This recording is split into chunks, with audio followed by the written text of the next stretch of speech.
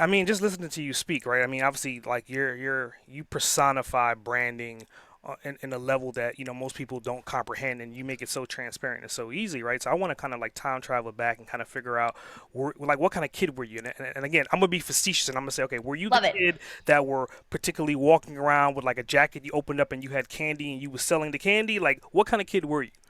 Oh my gosh. Okay, so first off, I grew up in a household with my mom, who's like a doctor, and she's an audiologist. And oh, she's so great at her craft. She was amazing. And she was just kind of that steady, day to day, 9 to 5 person who really reigned in the fort. And then you have my amazing Italian father, who was just a walking serial entrepreneur, dynamic, just totally out there, always consulting, had a couple businesses.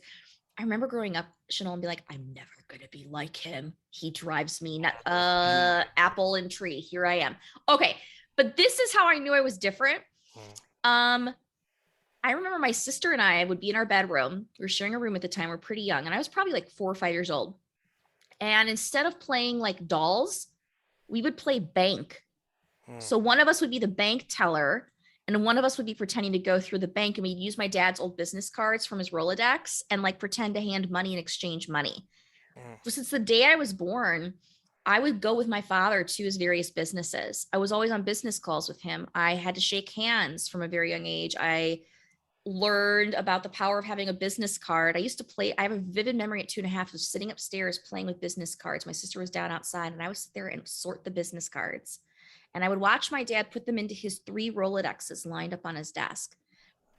What I didn't realize is that kind of stuff shaped who I am today. And it's almost like it imprinted in my brain this piece of what I thought normal would look like Mm-hmm. in the business world. I tried very hard to run away from being an entrepreneur, to be honest with you.